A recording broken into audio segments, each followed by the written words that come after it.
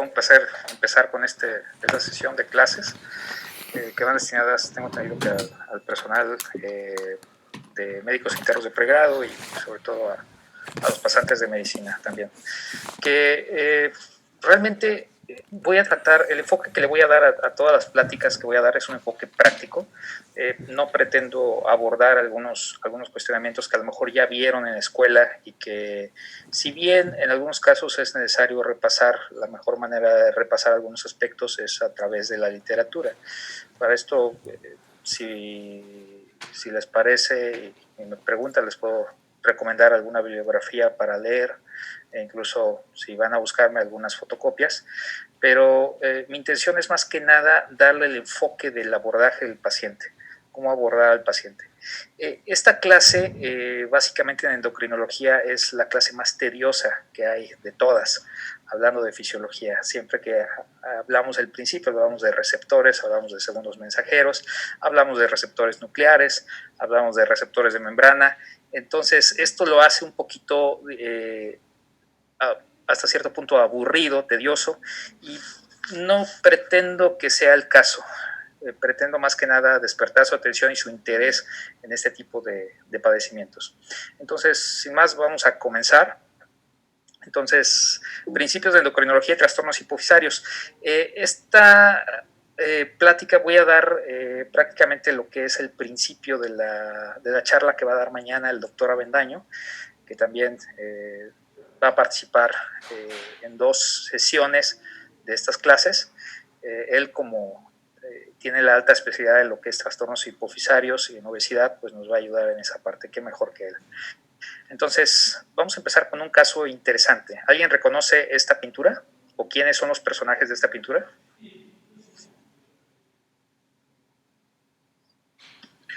David y Goliat. David y Goliat, exactamente.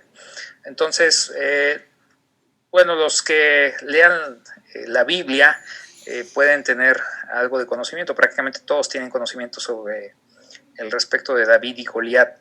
Entonces, esto de niños, pues, nos impresionaba bastante. Y vamos a ver que Goliat de Gat medía probablemente 2.08 metros, es lo que se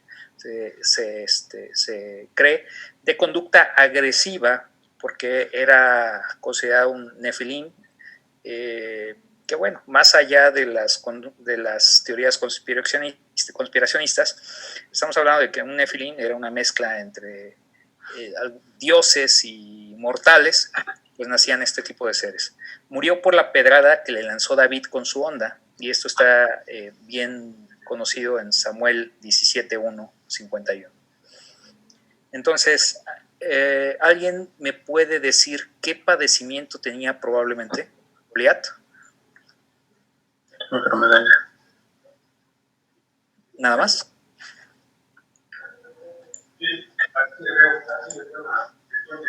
Gigantismo. Ok, de acuerdo. ¿Algo más? Pues podría ser un tumor hipoficiario que... Sí, es lo más probable. Si tenía acromegalia y gigantismo, es muy probable que tuviera algún tumor hipofisario.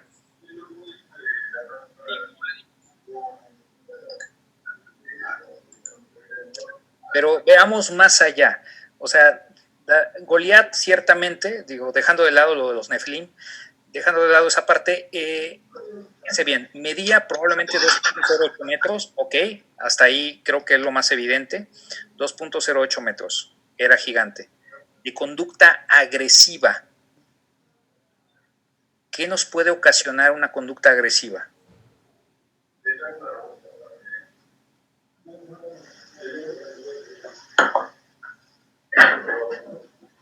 Exceso de testosterona. Pudiera ser un exceso de testosterona, bien. ¿Qué más?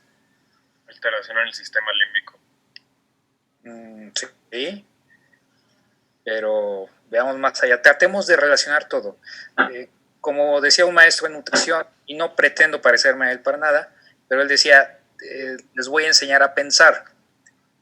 Hasta cierto punto yo lo escuchaba presuntuoso, esa parte. Sin embargo, con el tiempo me di cuenta que tenía razón. O sea, de alguna manera nos enseñaba a ver el paciente desde otra perspectiva. Entonces, vemos que medía probablemente 2.08 metros, eso es bastante evidente, gigantismo, pero tenía una conducta agresiva y ya nos ponía a pensar qué posibilidades hay de que ocasionara una conducta agresiva. Es un trastorno muy frecuente que les llega a urgencias y que ustedes lo ven y de plano dicen, este paciente posiblemente, si no viene psicótico, viene con algún otro trastorno orgánico. ¿Cuál pudiera ser?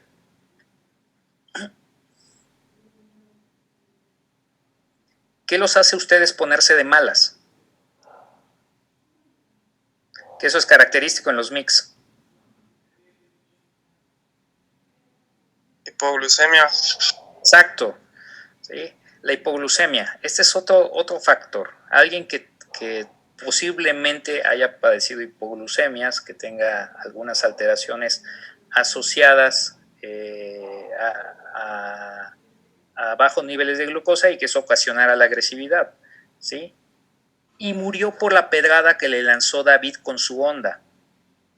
Entonces, teniendo en cuenta que un gigante, un acromegálico, pues normalmente tiene un crecimiento endostial y sobre todo a nivel del cráneo, se me hace prácticamente increíble que David haya logrado perforar ese cráneo con una pedrada. ¿Alguien puede explicar eso? Hiperparatiroidismo. Hiperparatiroidismo. ¿Por qué piensas en hiperparatiroidismo?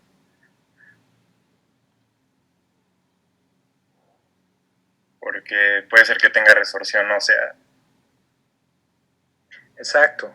Puede ser que tenga resorción ósea y eso puede ocasionar alteraciones, sobre todo alteraciones líticas a nivel del cráneo, que pueden originar alteraciones en el hueso que sean fácilmente fracturables.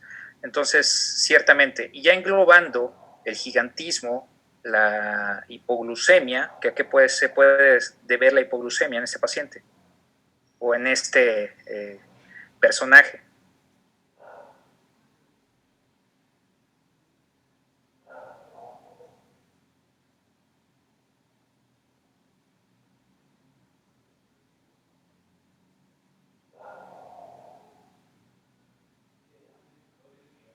Puede ser que tuviera mieloma múltiple. No, un gigante con mieloma múltiple, pues no parece ser el caso. ¿Qué otra cosa? O sea, ya englobando hipoglucemia, hiperparatiroidismo y gigantismo. Una neoplasia endocrina múltiple. Exactamente, una neoplasia endocrina múltiple tipo 1 que cursa con hiperparatiroidismo, que explica por qué David perforó el cráneo tan fácilmente con una piedra. Gigantismo, que es, y acromegalia. Gigantismo, llámese gigantismo cuando empiezan desde niños con el problema, y acromegalia, pues cuando ya son adultos y están cerrados los cartílagos de crecimiento, e insulinoma, que posiblemente haya originado los cuadros de agresividad debido a hipoglucemia. Entonces, como pueden ver, esto es una probabilidad, digo, ya analizando la situación. Y si tratamos de analizar a varios personajes, pues vamos a encontrar diversas alteraciones. Ahora vamos a ver a David, el rey David de Israel. Cuando el rey David era viejo y de edad avanzada, no podía mantener el calor aunque le cubrieran con mantas. Consecuentemente, sus sirvientes le dijeron: permitidnos que busquemos a una joven virgen para que os cuide, señor, nuestro rey, y os atienda. Si duerme con vuestra real majestad, mantendréis el calor. La doncella, que era muy hermosa, le atendió y cuidó de él, pero el rey no tuvo relaciones con ella. Reyes 1:1-4, palabra del Señor. Entonces, como podemos ver, también David tenía un padecimiento. ¿Qué padecimiento tenía? ¿Perdón? Hipotiroidismo. Este es más fácil, exactamente. Tenía frío, no podía mantener el calor, ya era de edad avanzada y pues aunque le pusieran una doncella hermosa, virgen, etcétera, pues aún así no tuvo relaciones con ella. Y yo agregaría a este hipotiroidismo un posible hipogonadismo. Entonces, por la edad, más que nada. Entonces, veamos que una recomendación que a mí me daban cuando yo era residente es trata de hacer un diagnóstico desde el momento en que entras el paciente al consultorio. Trata de integrar al menos 3 síndromes, nada más con verlo entrar.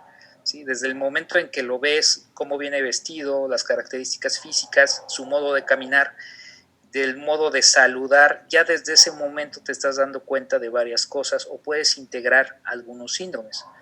Cosa que trato de hacer hasta la fecha. Entonces sí es importante que ustedes traten de hacer el ejercicio. Igual cuando van, pues no sé, en el transporte público o en la calle, traten de hacer diagnósticos. Yo en lo personal he hecho 3 diagnósticos de acromegalia en la calle.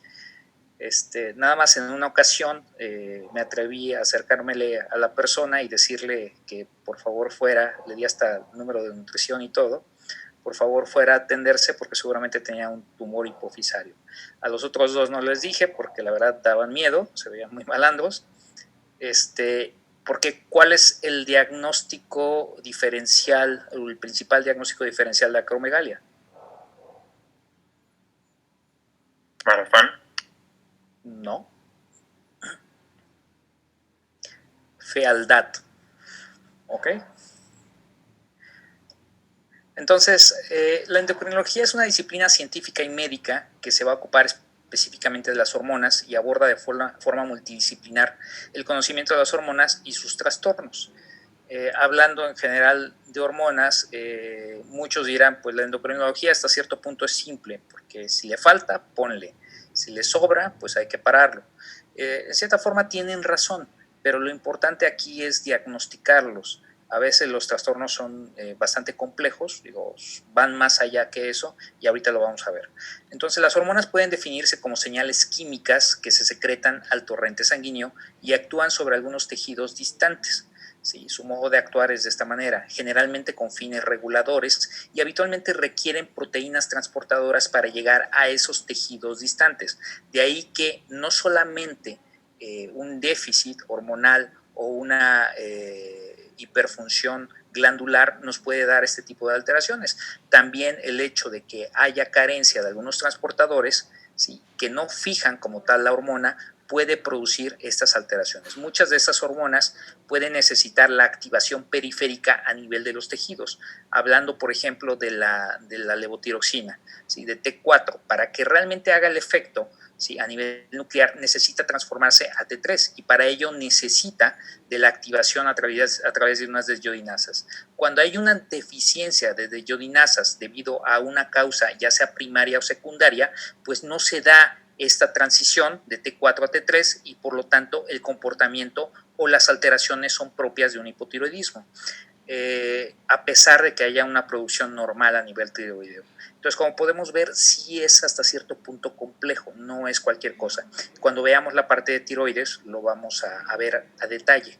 Entonces, las enfermedades endocrinas pueden dividirse a grandes rasgos en hiperproducción o hipoproducción hormonal, respuestas tisulares alteradas ante hormonas o tumores de los tejidos endocrinos, hablando en general. Sin embargo, pues hay más allá. Lo que sí quiero que quede claro, que regularmente las hormonas van a estar autorregulándose a nivel glandular, es decir, una glándula blanco va a regular a la glándula que precedió el estímulo, de tal forma que las hormonas hipotalámicas van a actuar directamente sobre células dianas respectivas, ¿sí? Esto hablando a nivel de la adenohipófisis, sabemos, mañana yo creo que el doctor Avendaño va a hablar con mayor propiedad de esto, pero vamos a ver que a nivel de la adenohipófisis va a haber el estímulo a través de los vasos porta desde nivel hipotalámico. Entonces las citocinas y los factores de crecimiento intrahipofisarios regulan la función de las células trópicas mediante un control parácrino, y esto es por la cercanía que hay entre célula y célula.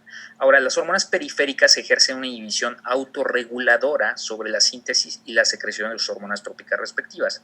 Es decir, si por alguna razón TSH ya estimuló suficiente la producción de T4 y esto a su vez se convierte a nivel periférico a T3 y hay suficiencia de hormona, pues lógicamente el nivel de TSH y TRH va a tender a disminuir, Sin embargo, si hay una deficiencia en la producción de TSH, lógicamente va a haber el tirostato, se va a alterar y va a sensar como que hay un nivel bajo, por lo cual va a incrementar el nivel de TSH. ¿Sí? ¿Sí queda clara esta parte? Eso es un ejemplo, por ejemplo, del sistema de regulación que se suscita a nivel hormonal.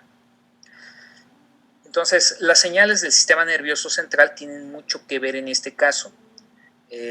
Como en el caso del estrés, algunos estímulos aferentes en neuropéptidos. En el caso del estrés, por ejemplo, estamos hablando de la hormona del estrés, que nos incrementa el nivel de cortisol o el nivel de prolactina.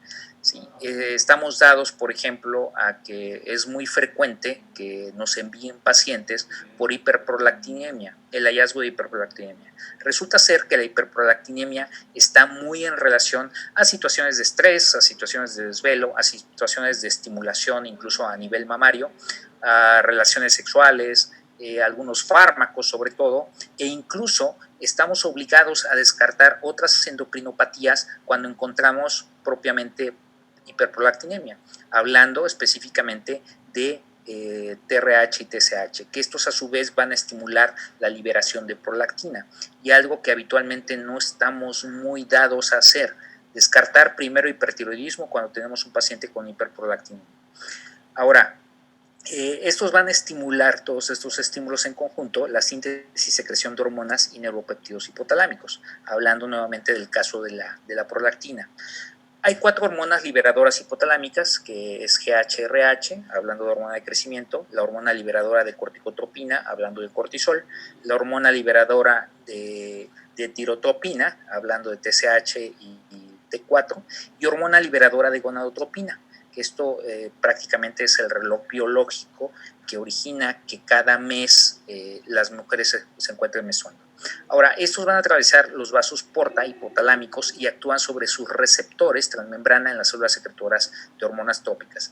De allí que, por ejemplo, hablando de vasos porta, si hay alguna alteración a nivel del tallo hipofisario, llámese algo compresivo, una adenomicele, algún otro tumor extrínseco a la hipófisis, y que afecte ese tallo, esa interrupción va a ocasionar que haya alteraciones. Regresando nuevamente al punto de prolactina, sabemos que la prolactina tiene un mecanismo inhibitorio a través de la dopamina que pasa a través de esos vasos hipofisarios. Si por alguna razón hay una obstrucción, digamos que hay un adenoma no productor que comprime el tallo hipofisario, interrumpiendo esa transmisión de dopamina, va a generar que el estímulo de prolactina sea mayor, por lo cual son pacientes que vamos a contar con una falsa hiperprolactinemia, creyendo que ese tumor hipofisario es consecuencia de un prolactinoma, cuando realmente no es así. Estas células expresan GH, ACTH, TSH y gonadotropinas, como ya comentamos. Ahora, va a haber algunos otros factores inhibidores de esta parte. La somatostatina y la dopamina hipotalámica suprimen la secreción no nada más de prolactina, sino también de TSH y la hormona de crecimiento, hablando de que realmente la hormona de crecimiento no es como tal quien ejerce el efecto real. De ahí que cuando abordamos un paciente con alguna alteración, hay que medir en algunos casos la hormona blanco, ¿sí? La que está siendo producida por la glándula que está siendo estimulada. En este caso, lo que medimos en hormona de crecimiento es la IGF-1, no tanto la GH.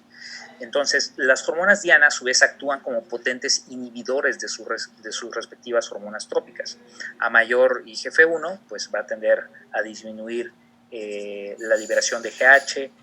Hablando de FT4, va a disminuir la liberación de TSH y así sucesivamente.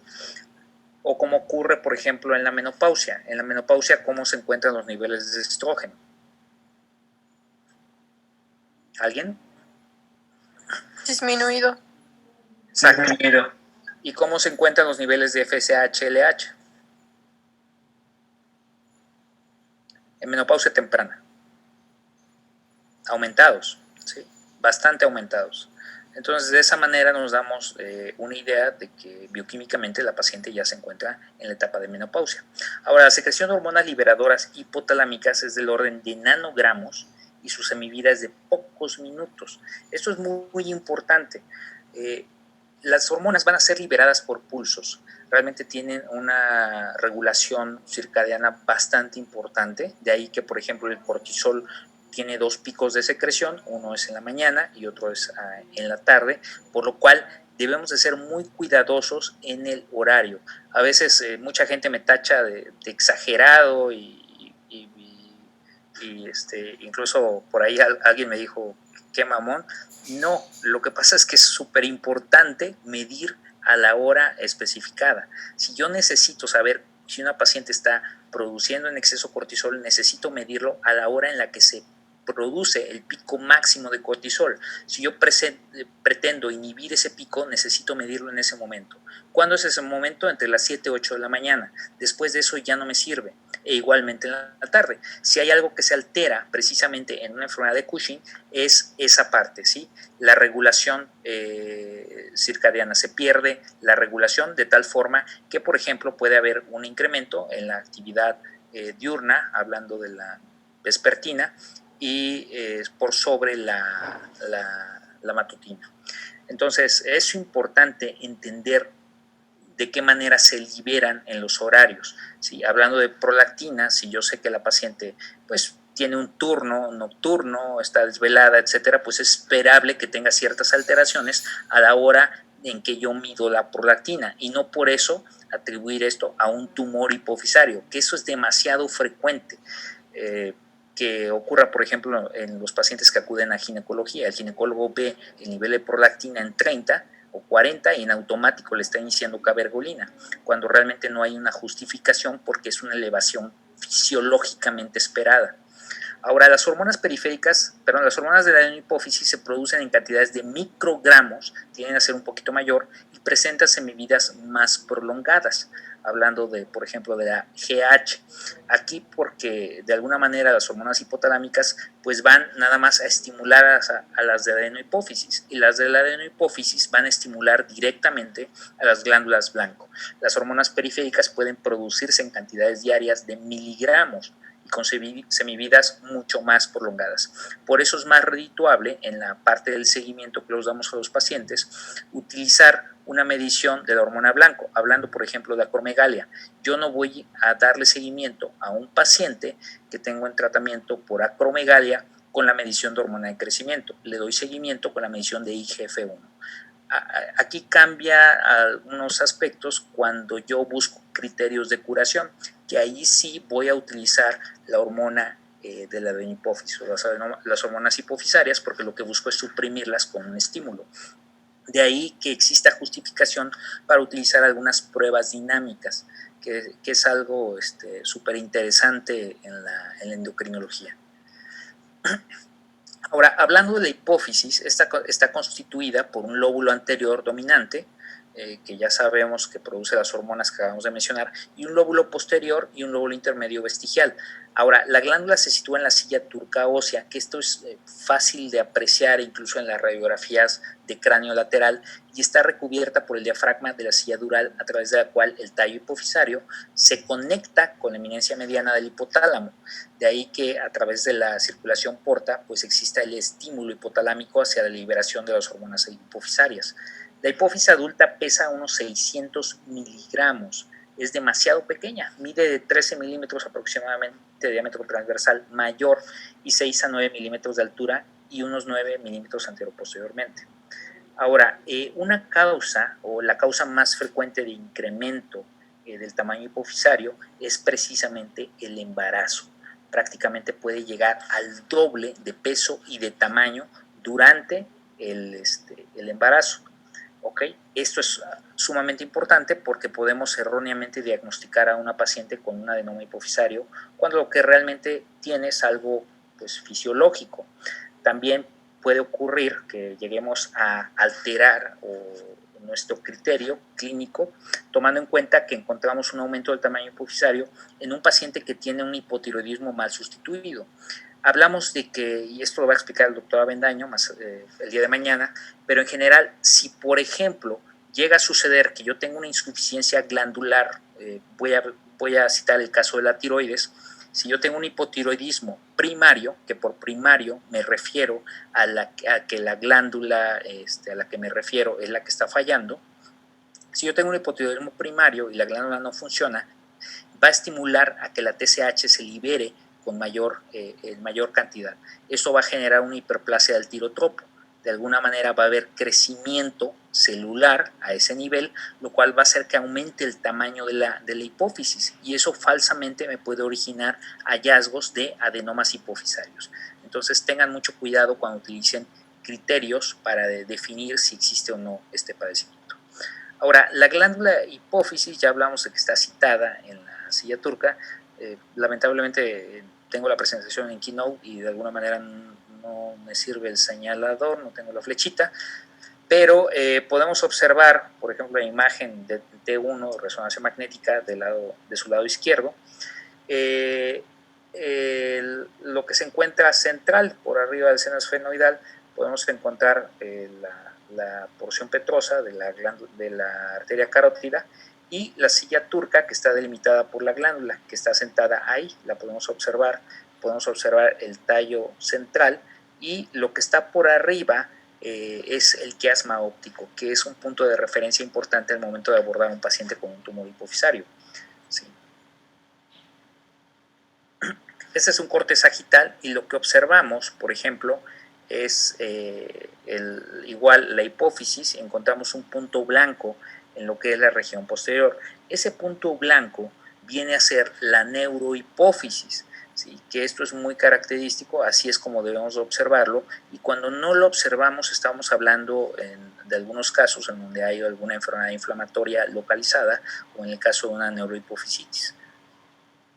Y lo que vemos por arriba del tallo, que conecta el tallo con la hipófisis, es el quiasma óptico. Entonces, estos son los mecanismos mediante los cuales se estimula directamente las glándulas blanco.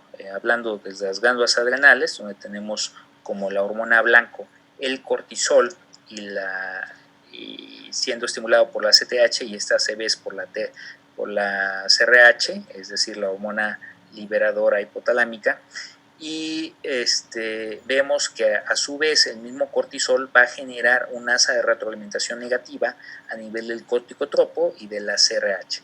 Por otro lado, mismo caso, el caso de la tiroides, que igual se genera el mecanismo de retroalimentación negativa. En el caso del gonadotropo, igualmente, y en el caso de hormona del crecimiento, ¿sí? En el caso de la prolactina, pues es muy distinto. De hecho, en la prolactina el estímulo es inhibitorio, no es un estímulo directo que genere una liberación de prolactina. Aquí, por el contrario, la prolactina se encuentra inhibida directamente por la liberación de dopamina. Si hay una deficiencia de dopamina, en automático se incrementa el nivel de prolactina, y en el caso de las mujeres, pues se estimula la galactorrea. Esto puede producirse de manera fisiológica al estímulo mamario y durante, obviamente, el embarazo y la lactación, ¿sí? Entonces, a simple vista parece algo simple, algo sencillo, pero sin embargo, pues hay que tratar de entenderlo, ¿sí? Esta parte. Ahora, en general pueden existir trastornos endocrinológicos asociados a hiperfunción glandular, hipofunción glandular, hiperfunción hormonal ectópica, resistencia periférica a hormonas, algunos trastornos genéticos con afectación poliglandular y síndromes paraneoplásicos. ¿Me pueden decir alguna síndrome paraneoplásico asociado a endocrinología? Que de hecho vemos bastante nosotros en la sala.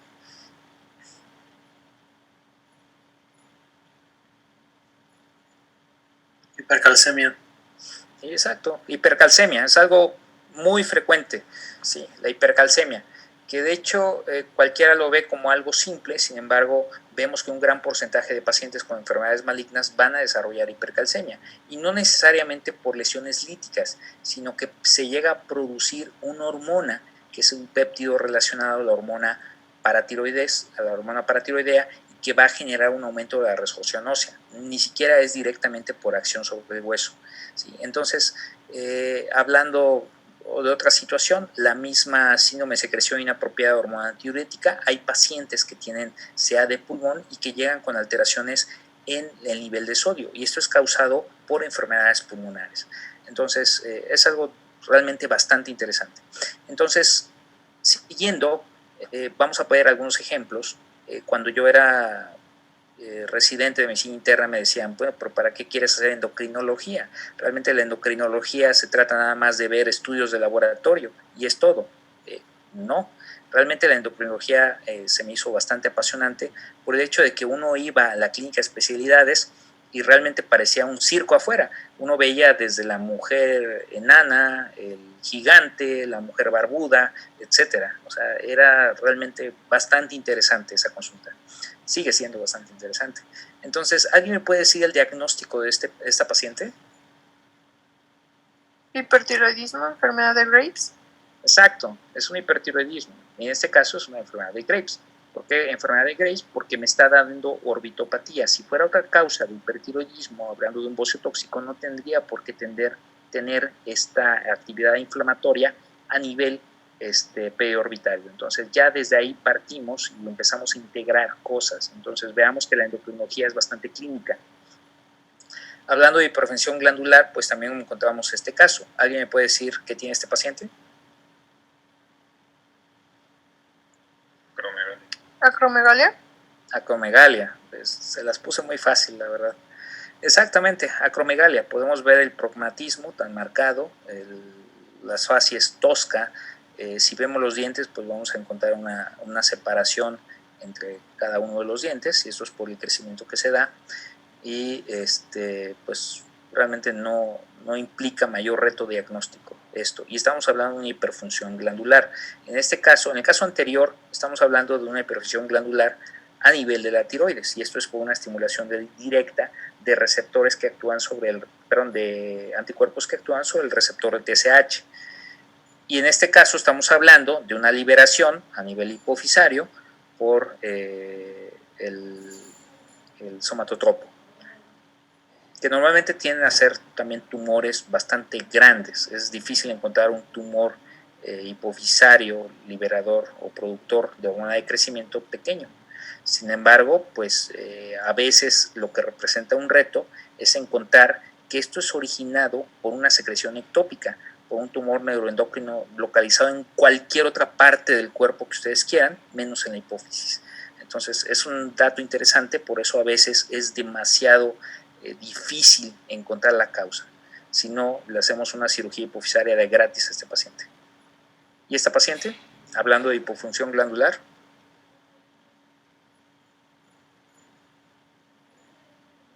Cushing. No. Mixedema. Exacto. Mixedema. Sí. Hipotiroidismo, la única enfermedad que puede ser diagnosticada por teléfono.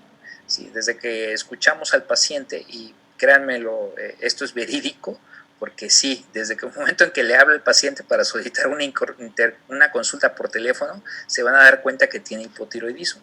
Sí, por el modo de hablar, la voz metálica, como si tuviera un eco, es muy característico. Y ciertamente son pacientes que les inician hormona y les cambian la vida.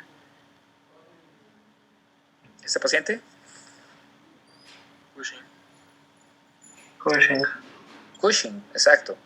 Y aquí esta podía entrar dentro de una hiperfunción glandular. Sin embargo, lo puse dentro de los hallazgos de una hiperfunción hormonal ectópica, porque si hay algo difícil en endocrinología es encontrar el tumor que está produciendo, en este caso la ACTH, porque dice uno, bueno, pues debe estar en la hipófisis. Sorpresa, no. Esto puede ser hipofisario, puede ser un Cushing adrenal, o puede ser una situación en la que encontremos tumores neuroendocrinos productores de ACTH a nivel pulmonar o en cualquier otro sitio que ustedes se puedan imaginar. Entonces, sí es importante aquí tomar en cuenta que el Cushing siempre va a ser un reto hasta para el mejor endocrinólogo, porque representa el hecho de buscar y estar seguro de encontrar el origen. Ahora, ¿alguien me puede decir, por ejemplo, cuál es el porcentaje de incidentalomas hipofisarios? Si yo salgo a la calle y a 100 pacientes les hago resonancia magnética de hipófisis gratis, de silla turca, ¿a cuántos de esos pacientes les voy a encontrar un adenoma hipofisario. Llámese microadenoma, macroadenoma, lo que ustedes quieran. Se puede encontrar hasta en un 10%, las series de autopsias incluso eso reportan, por lo cual el hecho de que yo tenga un paciente con Cushing y encuentre un adenoma hipofisario, no por eso quiere decir que efectivamente el hallazgo del adenoma sea el origen de este Cushing. A veces representa todo un reto, por lo cual es necesario someter al paciente a cateterismo de senos petrosos y algunas otras pruebas dinámicas. ¿Ok? Entonces, eso siempre ténganlo en cuenta. Sin embargo, pues el diagnóstico de estos pacientes, hablando clínicamente, pues es evidente, pero hay casos de pseudo Cushing, porque podemos encontrar pacientes obesos, que no todos los obesos tienen hipercortisolismo, y también no todos los pacientes con hipercortisolismo forzosamente tienen que ser obesos. Y esta paciente, tomando en cuenta la resistencia periférica a hormonas,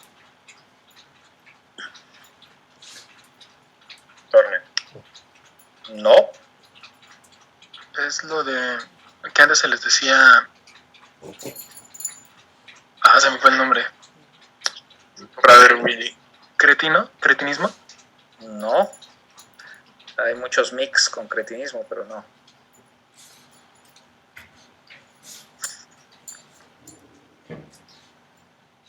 No, vean aquí lo característico. Lo característico es el acortamiento específicamente de los metacarpianos y los metatarsianos. Y aquí tiende a ser todavía mayor a nivel del cuarto metatarsiano y metacarpiano. ¿Sí? Aquí digo, no les puse la radiografía realmente porque ahí es más evidente, pero veamos un paciente con talla baja, tiene datos también de hipogonadismo, o sea, una falta de desarrollo. Y lo que es interesante aquí es de que esta paciente tiene resistencia periférica a las hormonas. Esta es una paciente con pseudo hipoparatiroidismo.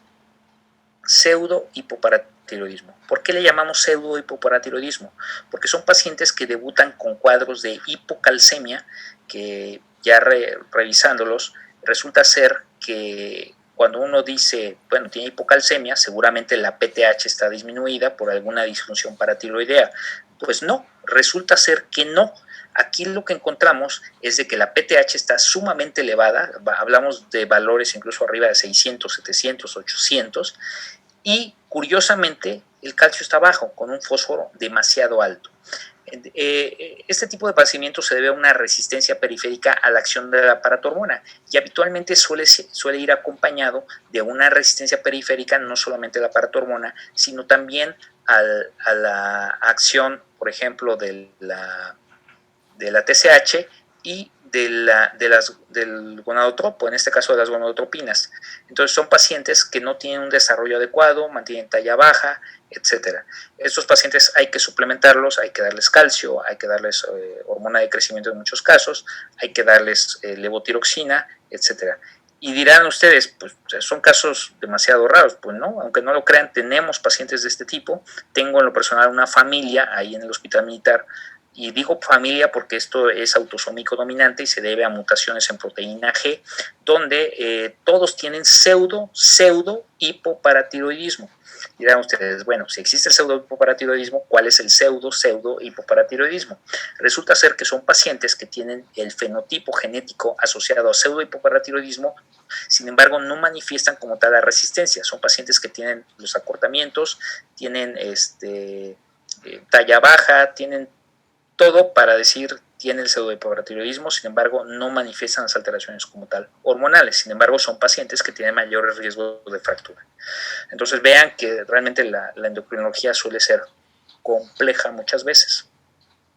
Y en el caso de trastornos genéticos con afectación poliglandular, ¿alguien me puede decir qué tiene este paciente?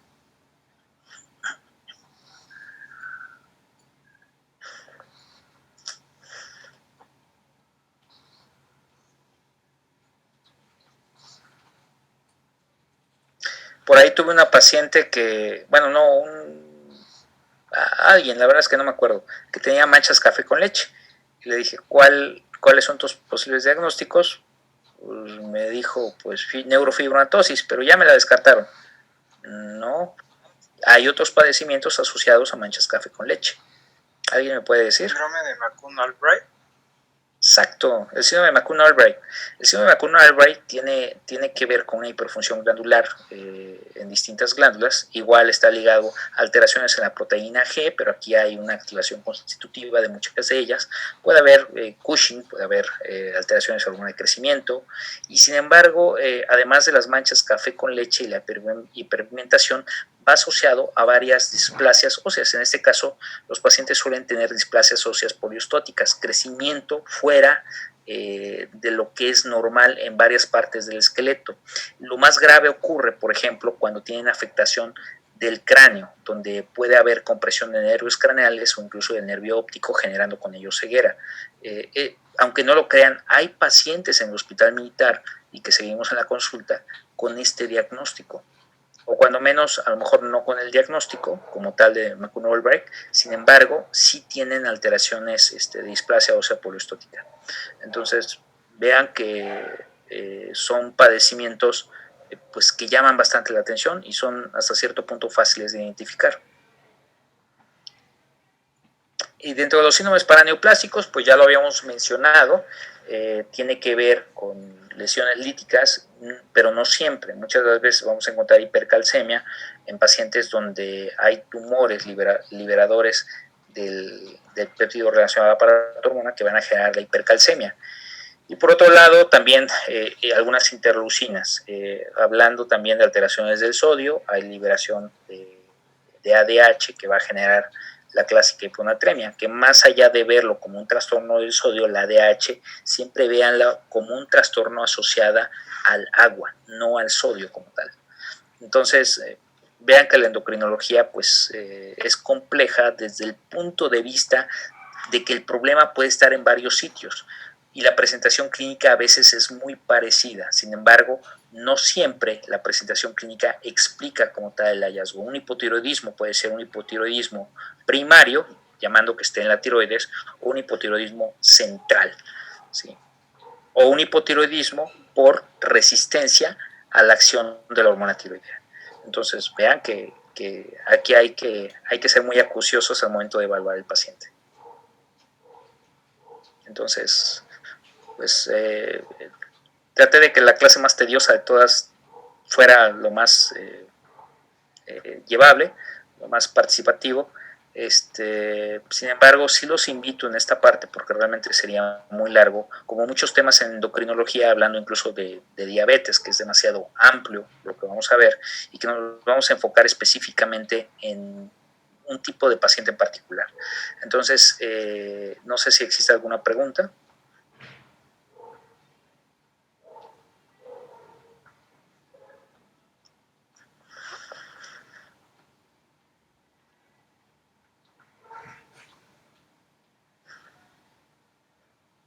Doctor, yo tengo una duda. Sí. Nos estaba comentando que en un paciente con síndrome de Cushing, muchas veces el ciclo circadiano se altera y nosotros lo que buscamos es parar ese pico de cortisol. Si se está alterando, ¿cómo sabemos que es confiable la toma de las 8 de la mañana si ya está muy avanzado ese paciente?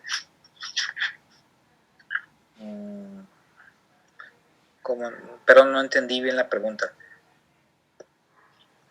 Nos comentó que el pico de cortisol es a las 8 de la mañana, ¿no? Uh-huh. Si el paciente ya lleva mucho tiempo con este padecimiento, tenemos que tomarlo solo en esa hora, podemos usarlo el de la tarde también, o no podemos... ok, ya entendí. Si existe una alta sospecha como tal de Cushing, que si bien no es el diagnóstico, pero te orienta bastante. Tú mides en la mañana, mides en la tarde en un paciente que aparentemente no tiene ningún estigma de Cushing, lo que vas a encontrar es que 2/3 del total de cortisol que te va a dar esa sumatoria se va a originar en la mañana. Y a nivel de las 4 o 5 de la tarde vas a encontrar el otro tercio. Entonces son como los 2 picos de secreción de cortisol. Entonces, habitualmente un paciente con Cushing va a tener como una relación inversa. El pico de cortisol de la tarde lo vas a encontrar más alto de lo que esperaría, o sea, más alto de 1/3. A lo mejor lo encuentras 50-50, etcétera, o incluso está mayor que el pico de la mañana. No sé si me expliqué. pero esto es orientativo. El diagnóstico definitivo no se entabla nada más con eso. Hay que hacer una prueba de supresión y aquí entran las pruebas dinámicas. Acuérdense que en endocrinología, y qué bueno que tocas el punto, porque lo primero es lo clínico, después lo bioquímico y al final son las imágenes, y sobre todo en endocrino. Digo, esto es en general en la medicina, pero en endocrinología vas a encontrar muchos incidentalomas. Igual, el riesgo de incidentaloma adrenal es casi del 10%, por lo cual el hecho de que te aparezca un adenoma suprarrenal no quiere decir que efectivamente esa sea la causa. Ha habido muchos casos en los cuales quitan una adrenal y resulta ser que era la otra, no era esa. Entonces, no se vayan con la finta. Por eso, este tipo de pacientes requiere estar totalmente seguro de que efectivamente ese es el origen. No sé si contesté la pregunta. Sí, muchas gracias, doctor.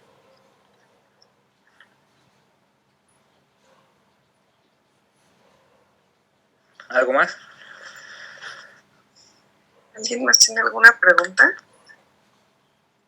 Yo tengo una pregunta. En el Hospital Central Militar, ¿cuáles son las enfermedades endocrinológicas, las 3 enfermedades endocrinológicas más, pues, de mayor presentación? Bueno, si me preguntas, pues realmente todo el mundo liga la endocrinología con la diabetes. Y sí, estoy de acuerdo, la diabetes es el pan nuestro de cada día. Pero llama la atención que, por ejemplo, en el medio privado, pues no ves casi diabetes. Lo que más ves de todo, menos diabetes. Son los pocos casos. Entonces, la diabetes es el médico general, en general, pero es el padecimiento endocrinológico más frecuente que nosotros vemos. Los otros padecimientos en particular, por ejemplo, son casos de hipoglucemias, también hablando de pacientes que ingresan por ese motivo, y muchos casos, yo veo bastantes casos de hipercalcemias también. Ok. Vale, Doc, gracias. Sin embargo, hay rachitas en las que tenemos casos bastante interesantes. Hoy, por ejemplo, estaba comentando el doctor Dante de una paciente que va a llegar, que operaron por un incidentaloma adrenal que resultó ser, pues realmente fue un feopromocitoma.